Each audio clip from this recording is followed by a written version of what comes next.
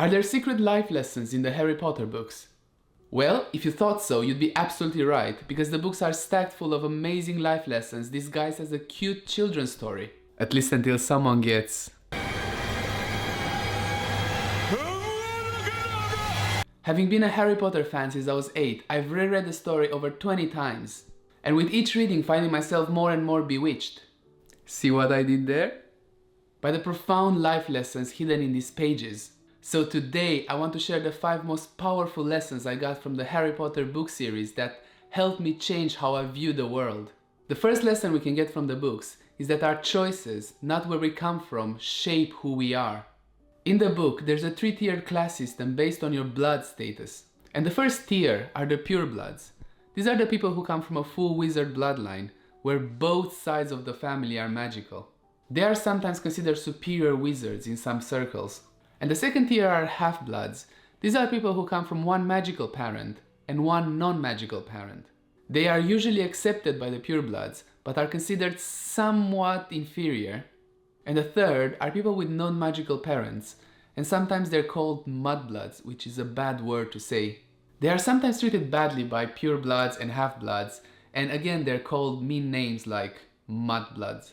But what we see from the books is that these statuses don't really matter that much, because they're good and bad apples in all 3 camps. The Weasleys are purebloods, but they don't really care that much about their status. They want to help anyone they can, and they even join the Order of the Phoenix to fight against Voldemort. The Malfoys, on the other hand, are purebloods, but they despise anyone who's not. And they even go as far as calling other people blood traitors if they dare to help anyone who's not a pureblood. Even the main character, Harry, is a half-blood, but that doesn't stop him being nice to most people. And he doesn't really care about his blood status and fights Voldemort until the end. And now that we're talking about it, even Voldemort was a half-blood.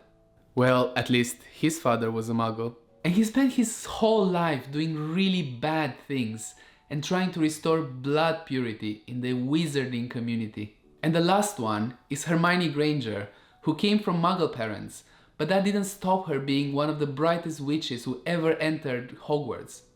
And the fact that she had to start from zero is a testament to her brilliance, when a lot of other people knew about magic from a very young age. And that shows us that having wizard parents doesn't automatically make you a good witch or wizard. After blood status, while our origins don't define us, how we handle power certainly can.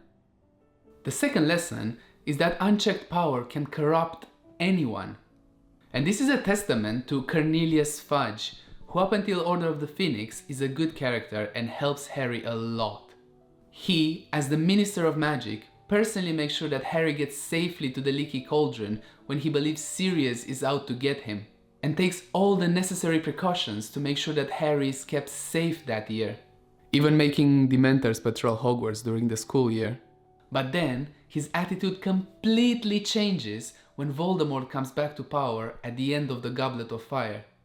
And, because he thinks Dumbledore wants to replace him as the Minister of Magic, he goes on a media campaign trying to discredit both Harry and Dumbledore.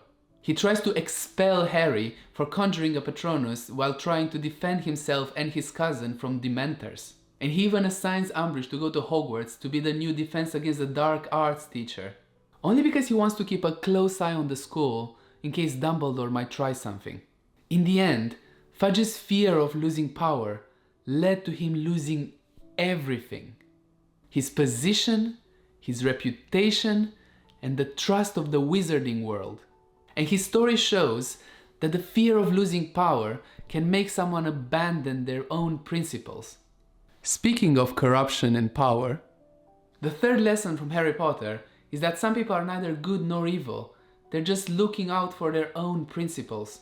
And this brings us to the events of the Order of the Phoenix, where we get introduced to a character that I believe is worse than Voldemort. Dolores Umbridge. And this is the kind of evil that hides behind rules and bureaucracy. And this is even more terrifying because there's so many people like that in real life. And unlike most of the characters in the book, she's neither good nor evil. She's just looking out for her own interests. Whenever the minister tells her to do something, she just does it without any consideration for the lives of the students she's affecting. She only acts out of own interest, within the powers that are given to her by her position, and mostly doesn't really try to go out of line or break any rules herself. When Voldemort comes to power, in Book 7, she is personally conducting fake trials in order to convict witches and wizards who are not from wizarding families. And these choices and actions we make don't just affect others. And the fourth lesson here is that bad deeds leave scars on our souls. Possibly one of the most powerful lessons from these books is that when we do bad things, they tend to haunt us for life. For example, Dumbledore explains to Harry that our souls can be torn into pieces by committing murder. And we do see the final state of Voldemort's soul while Harry is talking to Dumbledore in King's Cross. But that is not the only example. Dumbledore himself is haunted by the demise of his sister Ariana, who perished during the three-way duel between himself, Grindelwald and Aberforth. And he's mostly blaming himself, thinking that he cast a spell that snuffed out her life. Even during his last night of being alive, he's still haunted by that memory. Even Severus Snape, the potions master, is haunted by the fact that he told Lord Voldemort about the prophecy, and that led to the Dark Lord killing Lily and James Potter. For him at least, the guild became a very powerful force that led him to do so much good in the world. But even with all these dark lessons, there's one power that stands above all. And the last lesson we learn from the book is that love is the strongest type of magic, and I believe this to be so in real life as well. Probably not as strong as in the books, where it doesn't allow Voldemort to directly attack Harry, but love has a healing effect on the people we hold dear and can help alleviate trauma and heartbreak. People who love us tend to create a protective barrier around us that helps us get through hard times and heartache. In the book, because Lily Potter sacrificed herself to save Harry, it gives Harry almost superpowers against Voldemort. First time, it reverses the killing curse that Voldemort was trying to place on Harry. Second time, it keeps Harry alive when Voldemort tries to kill him again. But also, because Harry sacrificed himself to save the people in the school, it also protects them against Voldemort. This is it for today. If you like this video and want to see more, check out this video or this video that the YouTube algorithm thinks you like. But until next time, have a good one!